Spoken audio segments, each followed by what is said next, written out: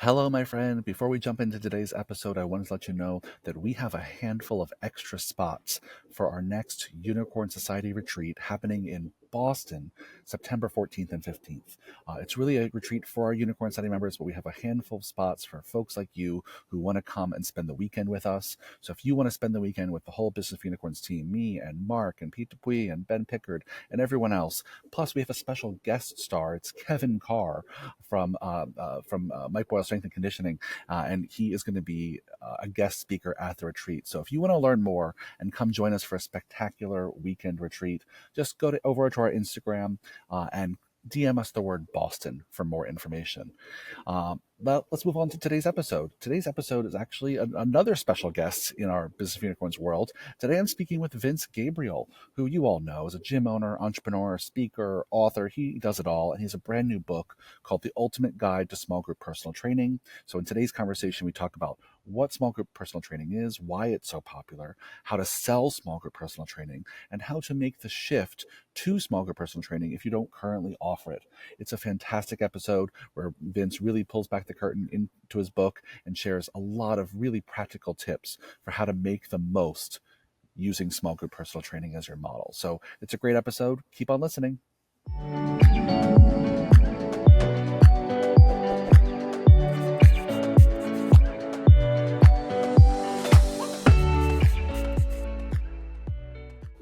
Hello, fitness business nerds. What's up? Welcome to another episode of the Business for Unicorns podcast. I am so friggin' stoked for today's episode because on the podcast, we have gym owner, entrepreneur, speaker, author, superhero, Vince Gabriele. Welcome to the podcast, my friend. Thanks, Mike. Appreciate you having me. I don't know about that superhero one though. That's what the rumors have told me, so I'm just going to go with it. Thank you so much for coming on the podcast. I'm so excited to have you. And I'll start with a big congratulations because you just launched another book of your library of books you're making throughout this lifetime. And this one's all about small group personal training. It's called The Ultimate Guide to Small Group Personal Training, How to Make Millions with Small Group Training. And that's what we're going to talk about today. So congratulations, my friend. I know how much hard work goes into these things. Thanks, Mike. I was really happy to see Mark writing his marketing book too. I'm Yeah. excited to read that one. 100%. We need lots of great, well curated, well thought out content in the world for gym owners. That's created by people who are fucking doing it. Yeah. Who can give people real actionable advice. So I'm going to talk exclusively about this book today because I think it might be the first one I've ever read that's really focused on small group personal training. That's all about small group personal training, and I think it's a fantastic roadmap for people. So I'm going to cover what the heck is small group personal training? Why are so many people doing it? I want to cover how to sell it because there's a little different strategies for selling this versus other things. And I want to talk about for all those people listening to the podcast who might want to switch to small group personal training but haven't, and what that switch might look like. So first things first, what the hell is small group personal training? Why'd you write a book about it? Well, I wrote a book about it because I spent the first 5 years of my career as a personal trainer doing one-on-one, and while be it good and I learned a lot, it was very taxing on me from an energy standpoint to be able to line up one-on-one with people so much. And the telltale sign for me was I trained a lot of athletes, and many of them were high school athletes. Many of them were males. Many of them did not say many words. And so we were getting strength training. We're doing strength training, and we do a set of squats instead of five. And Mike, you got to rest 3 to 5 minutes after a set of five, of course. And so after I asked them what they ate for lunch, how was school, and we had 4 minutes and 55 seconds left to rest, I was like, there's got to be a better way. So when I moved to New Jersey and opened my gym, I was fortunate to, hang around guys like Tom Plummer, Rick Mayo, the Cosgroves, and I started my gym, I think like you guys too, with this model of small group training. So I think I got lucky that right when I started my gym, people were starting to do it more. It's been, I don't have any aspirations to change the model. It's been 19, 18 years or something like that we've been running this model. So we have a lot of experience with it. And really the book was about, one, how to implement it profitably and successfully, but two, and I think you want to talk about this, there's a lot of people doing different models that are looking to switch and looking to do it. So that's kind of why the big reason I wrote the book. Yeah, 100%. I think it's so critical. I think the timing is great because, like you said, we've also been doing small group personal training since 2011, and so so we've been doing this model for a long time. And we started with 3-on-1, now we're 6-on-1 ratio. But why do you think it's caught on? I feel like in the last few years, I see more and more people moving to this model. Why do you think it's become so popular in the last few years? I think a few reasons. I think the amount of competition in large group is really, really big. Yeah. And it's getting harder and harder to differentiate yourself in the market when you have big players like Orange Theory and Hmm. F45. And yeah, maybe they're not as strong as they used to be, but they're still really, really strong and they have a lot of money, behind them. And I think that when you want to go head to head with those kind of guys, it gets challenging for the small businesses like you and me. And I think that small group training, I don't think anyone's done it really well on a really, really big scale. I mean, the only person right now obviously is Rick, and what he's doing with Alloy personal training, which is absolutely amazing. I mean, just watch what's going on with Alloy and you'll probably start liking small group training. But I think so. There were some challenges with that, but there was also the challenges, like I mentioned, with one-on-one, and I think people getting Hmm. kind of burnt and with it. But also, the amount of money that you can make is limited, right? How much? Yep. I mean, I guess you guys are in a different story. You can charge oodles and oodles Sure. of money in New York City for one-on-one Sure. training. I have heard the $1,000 hour and the $800 hour. But for most places, like most of the Yeah. guys open up gyms, there's only so much price elasticity in one-on-one training, Yeah, and and regardless of your so market, the higher you go up the price pyramid, the less and less of an audience you have access to, right? yeah. And so it just gets a little harder to find those people. So I think those two things. I think people were looking to make it financially in this business. I think there was a lot Yep. of people that kind of started a gym and they did it for a long time, but they weren't successful financially. And I think that the small group model kind of gives you that opportunity to be able to make more from less. And Yeah. I think that's like what I talk about a lot in the book. It's make more from less. And Yeah. Dan Kennedy wrote an incredible book that I don't think a lot of people have heard of, but it's called Almost Alchemy. And it's basically all about making more from less. Yeah. And when you do small group training, you'll make more money from less people. You'll make more money with less square footage. You'll make more money with less trainers, and you and I both know that that's a really tough thing right now, like to find a lot of personal trainers. And Absolutely. the one-on-one model, it's like when you get 10 new clients, you got to hire another trainer. And in the small group model, you can get 80 new clients, and then you got to hire another trainer. So it's for many reasons, and again, it's not the end all be all. I wrote the book, but it's I'm not saying it's the only way to have a Of course. gym, Yeah, of but I course. do, but I do believe it's a really good, Hmm. profitable way to have a gym. And a lot of the guys in my mastermind right now, they're opening up like small 1,500 square foot Hmm. facilities, high end, really strong price point, and these guys are making 50K a month with 40% margins, it's like a really nice business. And they're not. You don't need a lot of space. You don't need to find a lot of space.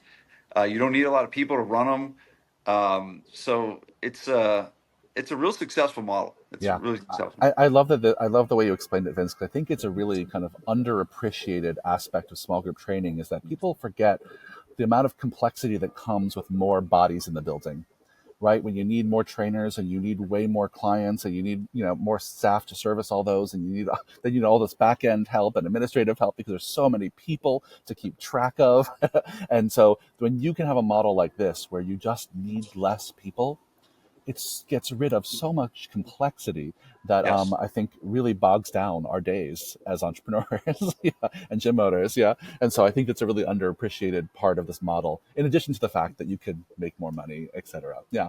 Yeah. So let's talk a little bit about selling it because, I don't think small group personal training requires a whole new marketing and sales playbook, right? I don't think it requires people to reinvent the wheel, but it is different than selling to the masses at a lower price point at classes. And it's a little different than a super high price point one-on-one. It's somewhere right in that middle spot. And so how do you think about marketing and selling this differently than you would any other service? So when I was with Perform Better, at Perform Better with Mark just a couple of days ago, um, they had this thing where we would sit at a table with a few different people, and one of the guys that was asking me questions had a really big box gym. Mm-hmm. And he was saying, he was like, we've tried small group training, we've tried small group treatment, but none of our members want to do it. Yep. And I said, well, how much is your membership at your gym? And he was like, $27. And I was just like, well, you're trying to get people that signed up for something at 27 and trying to sell them something for 500. Yes. A lot of times it's a different buyer. And that's what I think that the number one thing about selling and marketing small group is clarity around who is going to buy this. Like, who is the person? And it's like the basics in marketing, right? It's who's the target market, what's the message, and what's the media? How are we getting the message out there? It's real simple. That pyramid of marketing is never going to change no matter what new technology comes out. It's always going to be about who's your market, what's the message, and how you're going to get the message out there, which will change. So I think that the most important piece, if I could give someone a piece of advice, is to go really, really deep on the market and to know them on a level that is well beyond what most marketers know the person. Mm. And I think that's how we're going to get into higher level marketing, when we can put a message out there and someone can listen to or read that message and just be like, all right, this is for me. This gym is for me. This model is for me. This is whatever. And I think that's where we're going to really reach people. And I think a lot of people don't do the work. They don't do the Mm. hard work of getting into the mind of who is buying it. And they stay surface level. And they ask me questions like, well, how do I market the small group program? And they're thinking that they need to put a sign up that says small group training for sale. And Mm-hmm. that is not going to do it. That's not going to help you win in marketing. What's going to help you win in marketing is to put out things that people really, really want, that people really, really need, and then put that message out there. And probably the best thing, honestly, that you can do is like tell stories, Mm-hmm. right? Tell success stories of people that are just like them, right? And then all of a sudden they, look at that and they're like, okay, yes, that is for me. And I'll tell you a quick story. We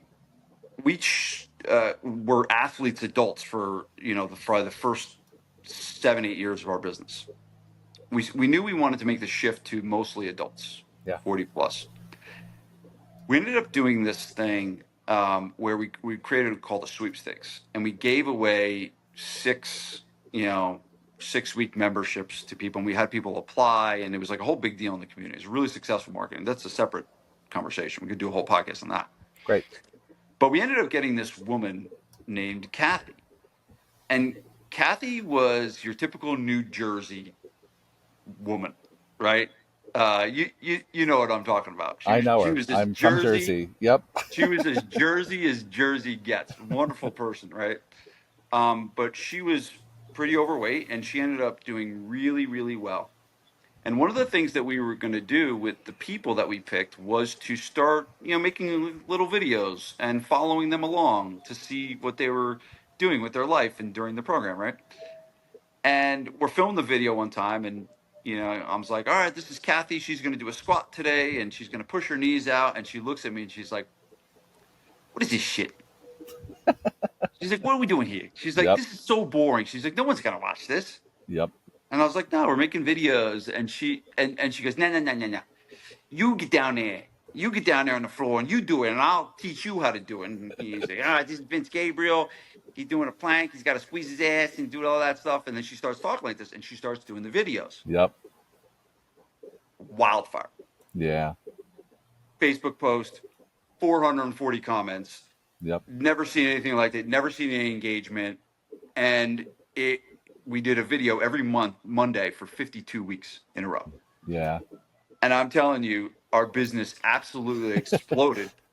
And the reason is they resonated with her. Yes. Yes. They said, all right, I know these gym guys and these trainers and all of that, but that's intimidating. if Kathy can do it, Yes. then I can do it too. And that's when we started getting phone calls where people just like, yeah, I just want that Kathy thing. Yeah, whatever you Yeah. do with Kathy, yeah, Whatever yeah, that's what Kathy's I want want. doing, that's what I Hmm. want. Yeah. And it absolutely exploded from that reason, because it's almost like the Jared Subway situation. Like, you had Hmm. that spokesperson, you Yeah. had that person that kind of defined it. And she was the definition of our market. She was right smack in the middle of it. And she, found a way to, I mean, she is, and she's still today, she ended up losing 82 pounds, Wow. and she has kept every pound off. This is now almost a decade. Wow. Um, a decade later, she ended up being on the Dr. Oz show twice. She was on the cover of Women's World magazine. She Wow. started her own healthy recipes group, Facebook group that has like 10,000 members. Wow. You And she found was you found a asked, rock star. What a superstar. to be on the Rachel Ray show. And she goes, no, no, no, I hate that bitch. I ain't going on that show. That's so Jersey. So Jersey. That's amazing. Well, I love this, Vince, because what you're putting your finger on right here is that so many people think marketing is about telling people who we are as a gym. And that's not what marketing is about. Marketing is about letting other people know we know who you are and we have a solution to a problem for you. Right? Like that we understand enough about where you come from and what your needs are, what your pain points are, and all the things you've tried. And our marketing is going to be about proving to you that we know how to work with people like you. And that's exactly what you did with Kathy. Is she sharing her opinion, her sense of humor, right? Like her humanity in a way that resonated and told other people, oh, they would get me because I'm just like Kathy. Like that's Exactly. so fantastic. That's so And so. I know you guys are marketing, purists and students of the game. And one of my favorite lines is to enter the conversation already going on in the prospect's mind. And Yeah, I think it's Eugene Schwartz. I can't remember who said that, but and I think that's what gym owners need to do to really get better at marketing, is just lots more conversations with their clients, lots more conversations with their prospects, lots more thinking about it, and then the marketing will eventually come. yeah. Well, the thing that really stands out to me, even about how you first started that process with Kathy, was what she was not interested in helping make the content you thought you needed to make. And like I think that in and of itself is a Yeah, fantastic hack for anyone listening, which is if you're in the gym making content for social media and your clients aren't immediate like, oh, what are you making? What is that? What are you saying? If they're not interested, stop immediately. Just don't do it anymore, right? Because they're your audience. And if they're not the interested, lowest level marketing is you doing an exercise video of teaching a goblet squat. right, That is not marketing, it's not right? it. It's not That is it. not marketing, and Yeah. that is not going to get anyone to be inspired to come to your gym. Yeah. Last question about kind of marketing and sales for small groups. So small group training, I think, you could go after many different kinds of avatars for this model, depending on your market, et cetera. But if you had to kind of generalize, what are the kinds of benefits someone cares about that is makes them right for small group personal training? What are the kind of avatars out there that you think are really a great fit for this model that might not be such a great fit for one-on-one or large group? Yeah. So I think the first thing is that most of the people that we work with are going through a specific demographic of age. Mm. And a lot of times, even just the age is really going to point them in the right direction. Yep. From 40, I don't know if you've read the book, The Fourth Turning, Oh, I haven't um, yet. but it's phenomenal. But it talks about like different seasons of life. And when you're 40 to 60, you're typically going to make the most money in your life from 40 to 60, right? Usually 20-year-olds are just trying to find their way. Maybe 30-year-olds in the city have the money, right? But really from 40 to 60 is where you almost hit your financial stride. Yep. So simply by going after that market of demographics, you now reach people that have the disposable income Mm-hmm. to be able to afford on a regular basis 4, 5, $600 a month. So I think that's the first thing, and I think that when you're dealing with that kind of market, that's a more sophisticated buyer, that's a little bit older, they're really caring about longevity. They're really caring about health. They're really caring Creating about stuff long-term habits, sustainable beyond habits. Yeah. right, beyond losing weight. Now, I'm not saying that weight loss is not something you should use in your marketing. I do believe that even though they're 40 to 60, and even though they're married with kids, like they don't just not care about their body or how they look anymore. I don't think that that's true. And I think people say they almost take the habit thing too far, where they use that on the front end marketing. And that's also a big flop, is to use the habit building on the front end. And it's like no one's staring at the ceiling at night thinking they want better habits, right? Exactly. They're staring at the ceiling. And it's funny because I was in Mark's Q&A and Mark said these exact words. Hmm. He's like, sell them what they want, Yes. right? And give them what they need. Right. And Yes. I truly believe that. So I'm not saying you shouldn't give habits and you shouldn't have your Of system be course. habit based. But at the end of the day, these people still want to get lean, get strong, look better, feel better, all of that stuff. And that should be kind of rolled into your market. So I think it's that, find the buyer with the most money. Honestly, like it kind of is a little bit that simple. It's like if you want to start charging $600 a month for a membership, you can't go after people that are making 40 grand a year. You have to go on to the high end buyer, and the people that are, and usually people that are in that age bracket, they're there. Now, there's going to be some messaging that's going to have to go along with that, but that's a great start for people. Yeah, I think it's a great start. I love that, Vince. So, last question, and we'll try and do this in a few minutes. So we won't go that deep, but we'll at least scratch the surface here. Of for all of our listeners out there who are like, yes, I've been wanting to switch to small group personal training for a while. Maybe even they did a pilot or a demo and it didn't really work out. They, to your point earlier, their people quote weren't interested in small group personal training that are already at their gym. Let's just talk to those folks for a minute who want to make the transition to small group personal training. What are some things they should be thinking about? So the first thing that I've seen people that have shifted, they don't believe in the shift yet. Mm-hmm. And I equate it, Michael, to the steak restaurant, that their steak is their main thing. Mm-hmm. And all of a sudden they make the veggie burger. They start trying to sell the veggie burger. And what they do is they made small group training the veggie burger. And instead, if they really want to make money, if they're a steak restaurant, the small group needs to be the steak, Yeah. not the veggie burger. So they can't sell it when it's this, oh, this is the biggest mistake I've made. We also have small group training.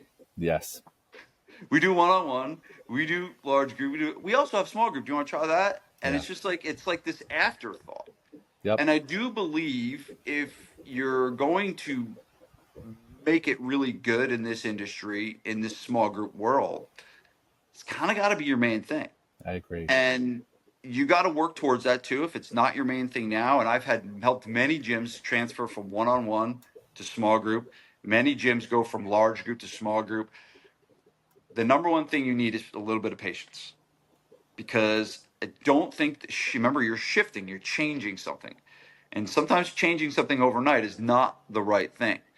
And what I would suggest they do if they're looking to shift and looking to change is they have a goal of getting a certain percentage of their existing members to test this program. Yep. Whether that's one-on-one, whether that's small group, you're not going to get everybody. That's a guarantee. But a goal to get a certain percentage. Say you have 100 one-on-one clients. All right, let's set a goal to get 30% of those clients doing small group. And then you slowly start to build that small group. You raise your price of one-on-one, so it gets a little tougher Mm-hmm. to train with you one-on-one, and some of those people will start shifting to small group. And then you shift around your sales system so that all new people are doing small group, versus saying you can do small group, you can do one-on-one, you can do it. No, like everyone goes through this funnel. If you want to grow this funnel, everyone's got to go through this funnel, and they at least got to try it for the first time. So that's kind of how I'd say if they're shifting. Now the book has like a whole chapter on it, Yep. so there's a much more step-by-step process to it. I didn't want to kind of.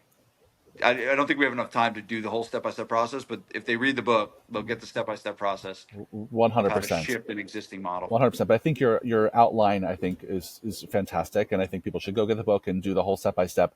And also say the biggest pill for people to swallow that I've talked to is the fact that you emphasized it twice, that they have to come to the realization they're not going to bring everyone over this bridge to the other side. Not everyone's gonna come on that journey, and that's okay. I think, and that's where they get a little frustrated. Is they come to that realization, or they realize that if they want to only do small group training, they want to completely switch and let go of everything else, they might lose a few people.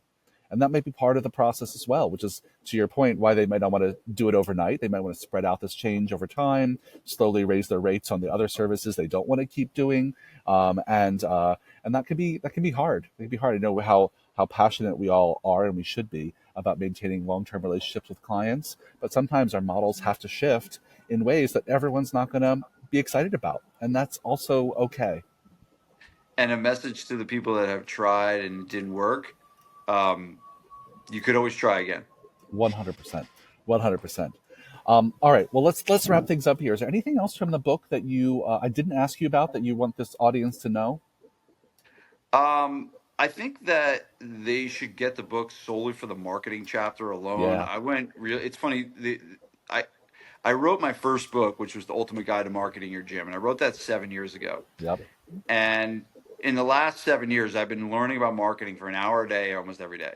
Mm-hmm. And I know so much more about marketing than I did when I wrote that first book. Yep. And I'm going to do a part two of that book at some point, but this was like the marketing and sales chapter. And I do know that that's what people struggle with most is how Yep. do I get, like, because I do have a chapter on how to program design and how to train it. And there's all stuff in there for the book. But really, at the end of the day, what I think people need the most help with is how do I get more small group clients?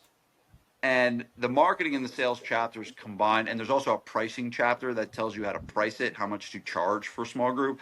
And then I have a formula that I created Great. of figuring out how much to charge. So those are all kind of good insights that I love it. would help them. 100%. I found all of these so helpful, and I agree that the marketing and sales chapters I think are so actionable. Really full of really clear playbooks on what to do, step by step instructions. So, where do people get the book, Vince? Yep, they just go to smallgrouppersonaltraining.com and they can get a free copy at the book. So, I love it. We'll leave a link in the show notes down below. Thank you so much for your time, Vince. It was so great as always. And I'm sure we'll have you back at some point to talk about all kinds of things we didn't have time for today. But thanks for your expertise and your passion and for bringing such great content to this industry that we all need and can use. So thank you. Thank you. thanks, Michael. I appreciate what you guys are doing too.